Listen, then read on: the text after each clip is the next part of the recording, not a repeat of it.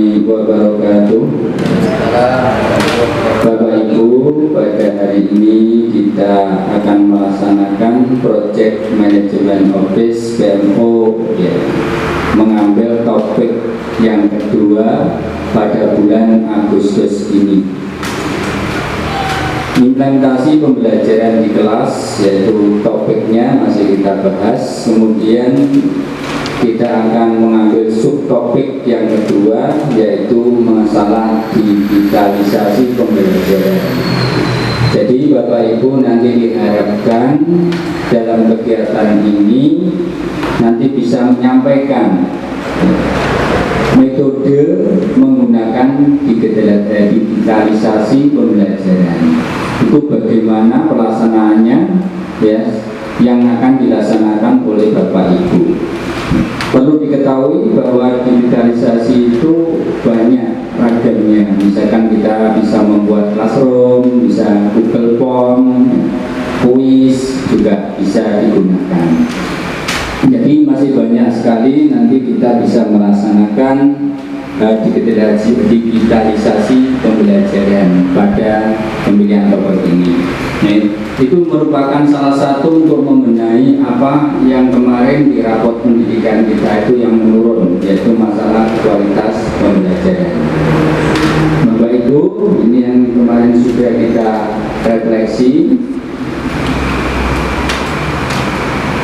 Ini contoh-contohnya, misalkan kita akan melaksanakan materi kegiatan menggunakan digitalisasi, yaitu Bapak Ibu bisa menggunakan aplikasi yang dinamakan Digital Wall-Net, ya. Kemudian bisa menggunakan aplikasi digital Web of Name, bisa menggunakan aplikasi digital Spin the Wheel, itu juga bisa digunakan oleh Bapak Ibu.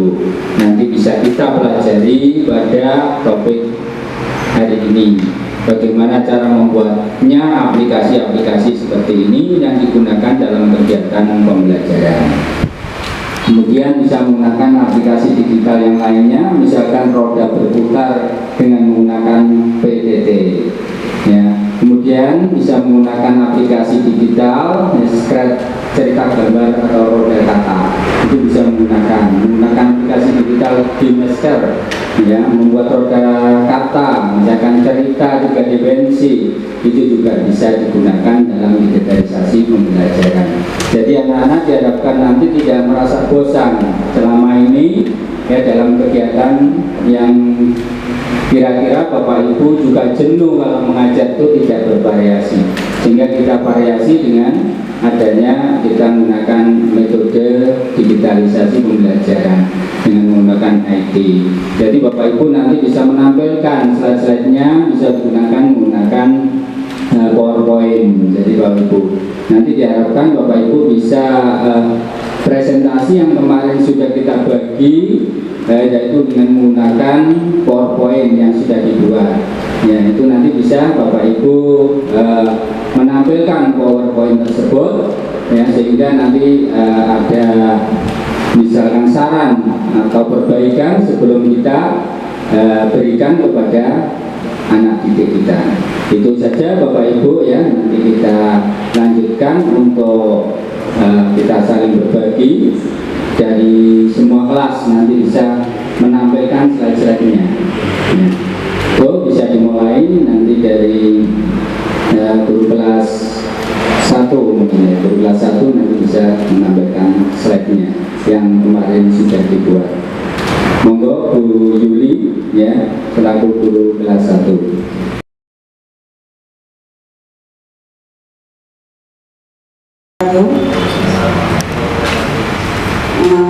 Bapak Ibu, di sini saya akan melakukan pembelajaran pada pembelajaran matematika, yaitu tentang bilangan untuk menunjukkan urutan, atau mengurutkan bilangan.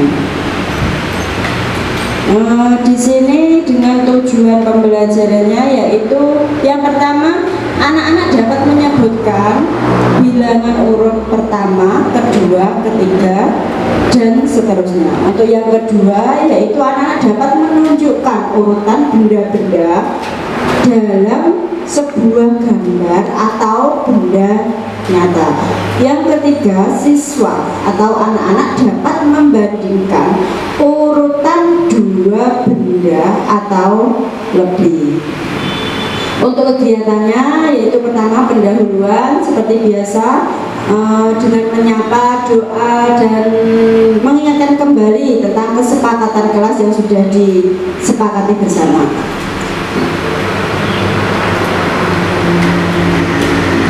Dan juga anak-anak diingatkan untuk mengutamakan sikap disiplin pada saat pembelajaran dan juga manfaat tercapainya cita-cita tersebut. Seperti biasa sebelum melakukan pembelajaran yaitu menyanyikan lagu Garuda Pancasila, dan ditambah lagi menghafalkan Pancasila seperti itu.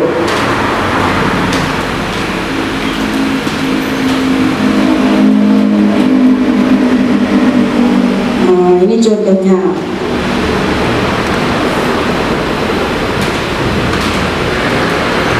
Nanti di situ anak-anak bernyanyi dan diiringi dengan musik. Jadi anak-anak itu mengikuti lagu yang sudah saya siapkan seperti itu.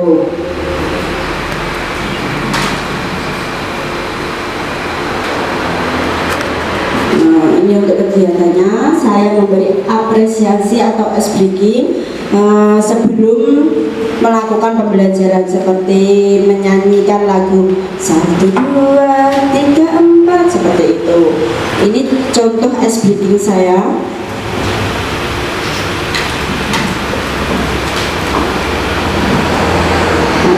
Ini contoh ice breaking dari saya. 1 ditambah 1 seperti itu. Dengan menonton video ini anak-anak yang dulunya pada saat pembelajaran itu vakum, tidak mengikuti.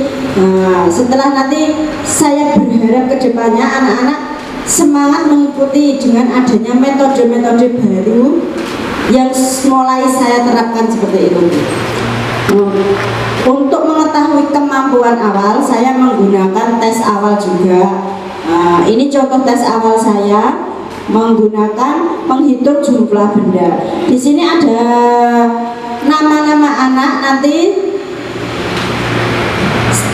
nama tersebut yang muncul berarti dia yang menyebutkan benda yang saya bawa seperti itu. Ini hanya contoh. Setelah itu saya menyampaikan tujuan yang ingin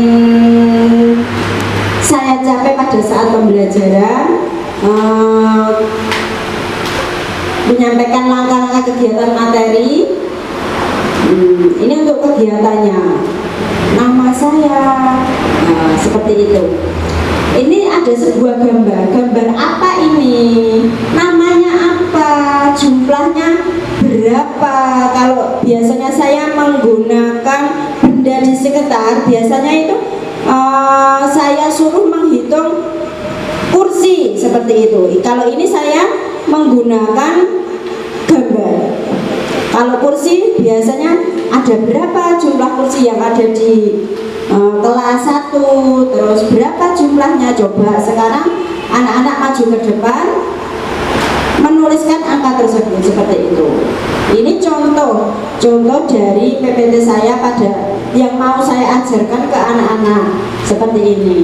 Ani urutan ke nomor berapa, nanti untuk melatih kefokusan anak. Ani ki ada di nomor berapa ya, coba dihitung seperti itu. Ini contoh slide PPT saya. Ini juga melatih kefokusan anak juga, seperti kuda, berapa jumlah kuda. Anak-anak nanti dia akan serius, dia akan mengikuti kegiatan ini dengan serius, lebih serius lagi seperti ini. Ini untuk mengisi tadi berapa jumlah burung merpati, tikus, kuda, kucing, bebek. Ini jumlah yang tadi. Ini juga salah satu contohnya juga mengurutkan urutan binatang dari sebelah kiri ke kanan, kanan ke kiri. Itu pun bisa dibalik. Ini beberapa contoh slide saya yang nantinya saya akan lakukan di kelas saya.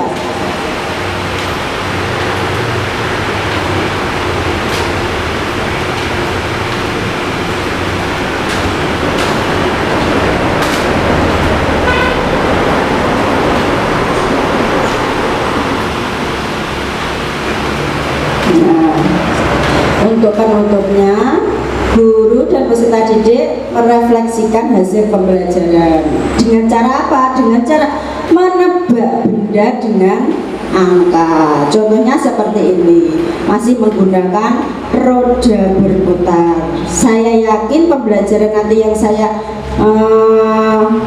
saya inginkan bisa merubah anak itu lebih fokus lagi pada saat pembelajaran nanti. Nah, itu salah satu contohnya.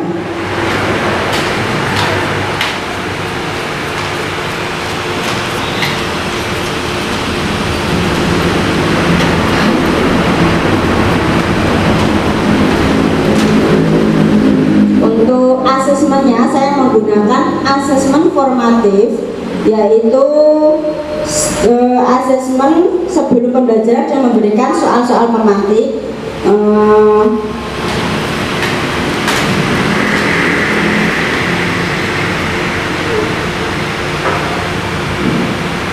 Bisa berupa dengan tes lisan juga seperti itu. Ini contoh kuis interaktifnya. Jika anak menjawab benar, nanti musiknya akan berbeda. Jika salah, nanti juga musiknya berbeda lagi. Seperti itu. Untuk media dan sumber belajarnya, saya menggunakan gambar benda-benda, kartu angka, kartu benda, LCD dan laptop, papan pelana juga. Nanti untuk lebih anak itu lebih tidak sepaneng, kita nanti ada pembelajarannya permainan juga. Dan ini juga yang terakhir kuis pembelajaran. Sumber belajarnya tentunya dari buku kelas 1. Terima kasih. Itu yang bisa saya sampaikan untuk pembelajaran saya nanti. Wassalamualaikum warahmatullahi wabarakatuh.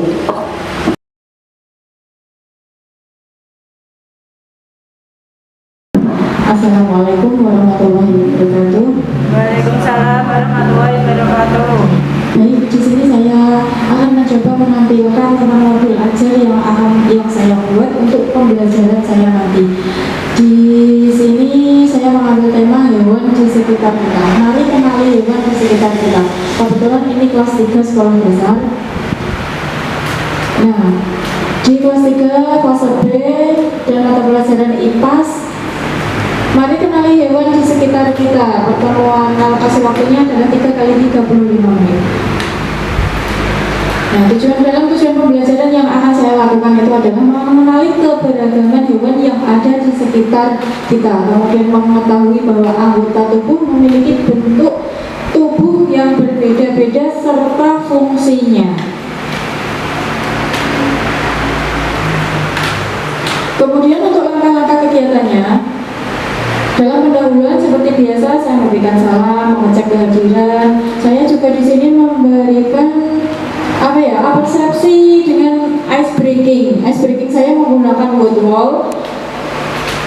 Jadi linknya saya sematkan di modul, kemudian saya klik. Jadi perlu sekedar informasi, maaf. Saat pembelajaran saya menggunakan LCD dan juga laptop untuk menunjang pembelajaran saya nanti. Nah, seperti ini contoh word wall yang saya buat untuk pembelajaran dalam persepsi saya nanti. Nah, di sini ada satu kotak per kotak itu, apa gambar-gambar hewan. Kemudian siswa saya akan menebak ini hewan apa, ini hewan apa. Itu begitu terus. Jadi saya harapkan nanti saat apersepsi ini mengenali mereka tentang keragaman hewan yang mereka ketahui. Ya, kemudian saya menggunakan tes diagnosa awal untuk menggali kemampuan siswa saya dengan beberapa pertanyaan seperti apakah kamu suka memelihara hewan apa yang kamu pelihara di rumah, kemudian pernahkah mereka melihat hewan di mana, seperti itu. Nah, kegiatan intinya saya memutarkan video. Dalam video tersebut berisi pembelajaran dan juga saya menyertakan pula suara-suara khas dari kartun tersebut. Nah, saya harapkan nanti ketika pembelajaran siswa saya tidak menjadi bosan, tapi tetap mencapai tujuan pembelajaran yang saya inginkan.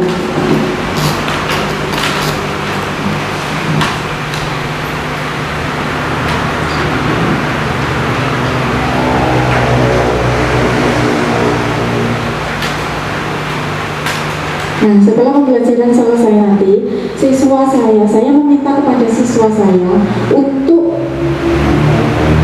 menyebutkan hewan-hewan apa saja yang ada dalam video tersebut, kemudian bagaimana suaranya, berapa jumlahnya.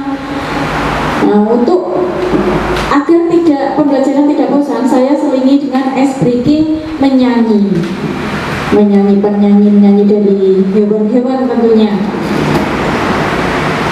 Nah, ini masih dalam pembelajaran inti. Saya memberikan beberapa pertanyaan mengenai makanan hewan. Jadi saya sertakan di situ gambar-gambarnya. Kemudian mereka pun menebak ini gambar apa, ini gambar hewan apa. Kemudian setelah itu ya apa makanannya. Nah, di samping ini ada pertanyaan. Jadi ketika gambar tersebut saya slide, itu ada suara-suaranya, kemudian mereka menebak gambar apa, nama hewan apa, kemudian makanannya apa. Setelah itu saya memberikan beberapa pertanyaan esensial. Jadi bagaimana ciri-ciri hewan yang ada pada gambar? Nah, di situ saya sertakan gambar, kemudian perbedaan antara hewan satu dengan hewan yang lainnya. Jadi sama-sama berkaki 4, tapi mereka bisa menyebutkan ciri-ciri dan bisa mendeskripsikan sesuai dengan kata-kata mereka sendiri. Ini beberapa materi juga saya sertakan.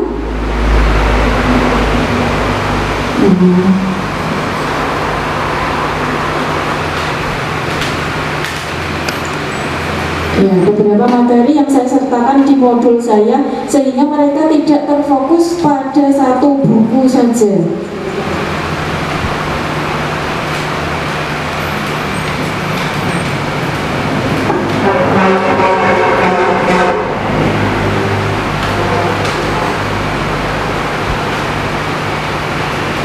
Nah, saya harapkan nanti ketika pembelajaran mereka mendapatkan sesuatu yang baru, tidak hanya monoton membaca buku kemudian mengerjakan, membaca buku mengerjakan, tapi dengan suasana yang berbeda seperti ini. Saya harap mereka bisa lebih konsentrasi dan pembelajaran yang saya lakukan menjadi lebih menyenangkan.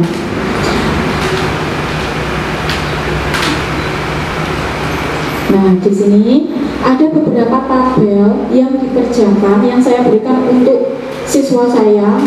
Cara mengerjakannya dengan membentuk mereka menjadi beberapa kelompok. Nah, ini setiap kelompok nanti mengerjakan kemudian menempel tabel tersebut pada dinding. Jadi saya buat seperti galeri wall. Jadi galeri walling, setiap satu kelompok pindah ke kelompok lain, pindah ke kelompok lain untuk mengomentari hasil pekerjaan mereka.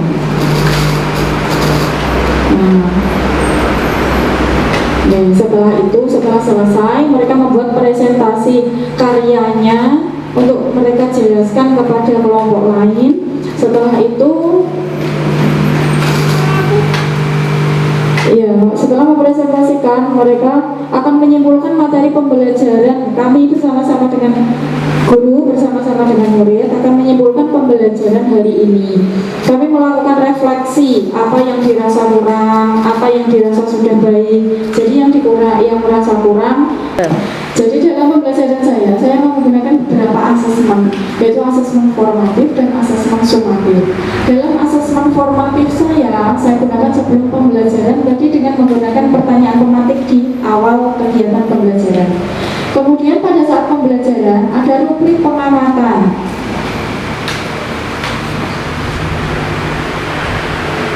Nah, seperti ini. Hewan apa yang termasuk hewan invertebrata? Ini saya juga menggunakan media Woodwall mengacu pada pembelajaran digital. Iya, seperti ini cara mainnya.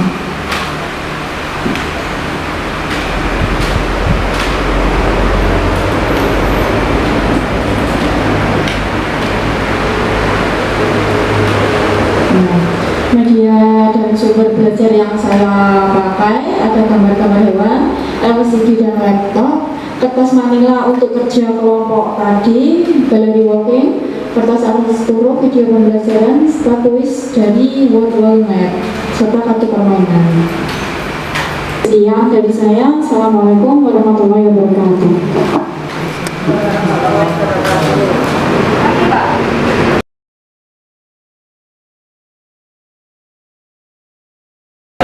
Assalamualaikum warahmatullahi wabarakatuh. Waalaikumsalam warahmatullahi wabarakatuh. Di sini saya akan memaparkan modul ajar yang telah saya buat. Untuk nantinya akan saya ajarkan kepada saya kelas 6 di mata pelajaran IPAS pada bab bagian tubuh kita bergerak pada topik penyakit yang menyerang sistem gerak. Adapun tujuan pembelajarannya yaitu diharapkan peserta didik mengetahui macam-macam kelainan dan penyakit yang menyerang sistem gerak pada manusia.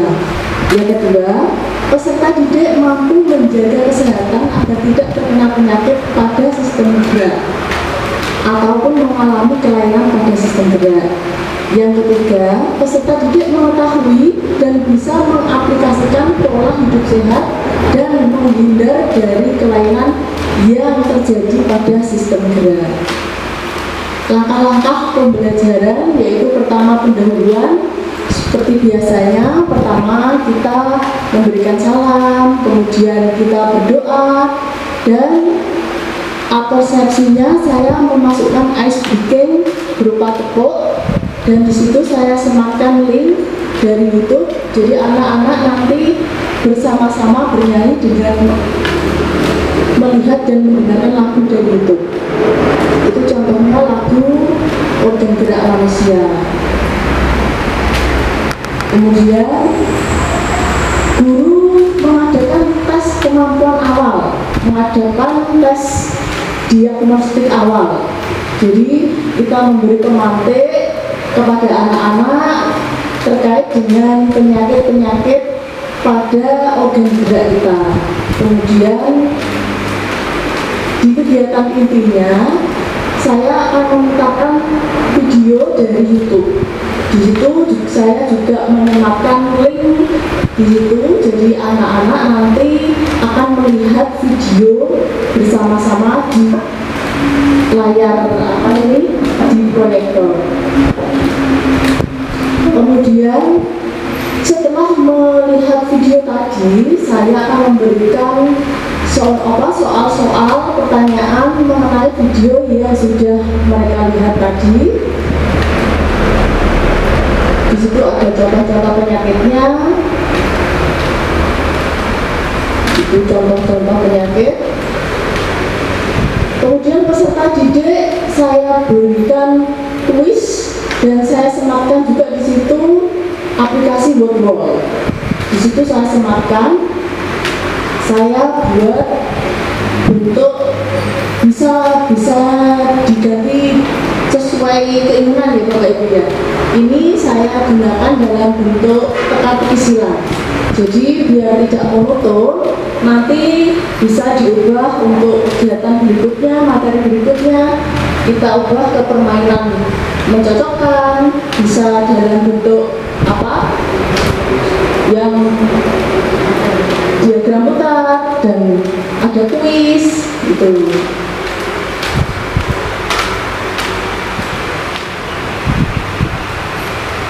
Selanjutnya, ya ini bentuk kartu pilat. Ada beberapa bentuk di situ. Kemudian peserta didik melakukan percobaan untuk simulasi kondisi tulang yang rapuh dengan tujuan mengembangkan kemampuan pengamatan, melihat hubungan sebab akibat serta membuat kesimpulan. Dari apa saja di situ bahan-bahannya sudah ada semua, nanti dipraktekkan dalam bentuk kelompok. Kemudian di sini setelah itu saya berikan soal-soal mengenai apa yang sudah mereka praktekkan tadi, kemudian mereka jawab. Setelah selesai, yaitu penutup, guru memberikan kesimpulan materi yang telah diajarkan tadi. Jadi saya simpulkan terlebih dahulu, kemudian setelah disimpulkan kita merefleksi kegiatan yang sudah kita laksanakan tadi. Jadi kilas balik seperti itu, bagaimana cara dan seterusnya. Kemudian guru melaksanakan program tindak lanjut RTL berupa perbaikan bagi siswa yang belum menguasai materi tadi. Kemudian memberikan tugas PR untuk membuat peta konsep dari berbagai sumber, bisa dari internet juga bisa. Kemudian untuk asesmennya saya menggunakan formatif dan sumatif. Untuk asesmen saya menggunakan Kahoot, aplikasi Kahoot. Jadi supaya anak-anak tidak jenuh soalnya kok tulisan saja esai tulis di buku, biar tidak jenuh, biar tidak bosan. Jadi saya menggunakan beragam asesmen. Di sini saya menggunakan yang Kahoot. Sangat seru sekali Bapak Ibu kalau Kahoot itu, anak-anak akan semangat. Kemudian media pembelajaran dan sumber belajar yang saya gunakan yaitu ada gambar anggota tubuh, gambar makanan yang mengandung kalsium, saya menggunakan LCD laptop tentunya harus itu. Kemudian kertas manila, spidol, video pembelajaran yang sudah disiapkan dalam bentuk link tadi, kuis belajar pembelajaran dari Word, kuis Kahoot dari aplikasi Kahoot tadi. Kemudian sumber belajarnya yaitu tentu dari buku siswa IPAS.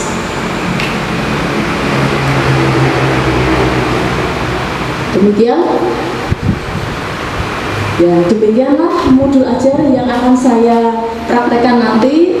Semoga dengan ini akan menambah antusias anak-anak untuk belajar, lebih semangat lagi. Demikian, terima kasih. Wassalamualaikum warahmatullahi wabarakatuh.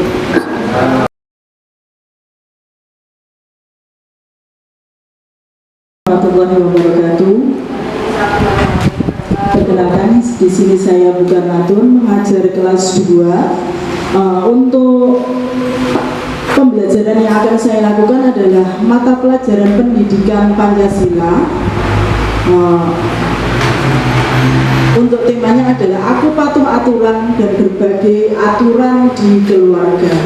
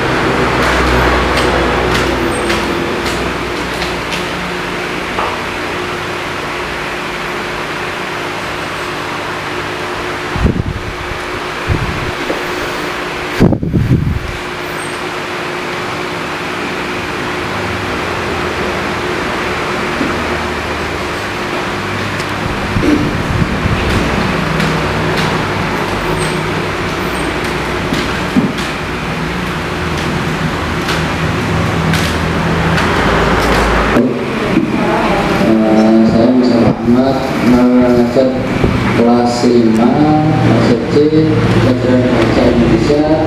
Namanya adalah buku adalah Jendela Dunia.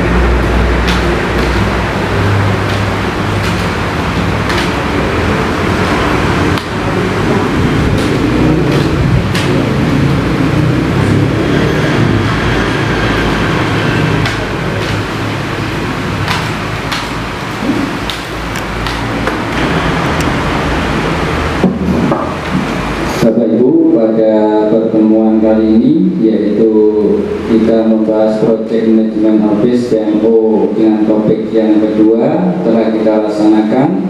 Ya, mudah-mudahan nanti kita bisa mengimplementasikan pembelajaran di kelas dengan digitalisasi pembelajaran yang Bapak Ibu tadi sudah diuraikan dan juga dipresentasikan. Ya, mudah-mudahan nanti anak-anak bisa semakin fokus dalam kegiatan pembelajaran. Nah, saya kira sampai sini Bapak Ibu, mudah-mudahan ya nanti bisa bermanfaat bagi kita semua. Saya kira wassalamualaikum warahmatullahi wabarakatuh.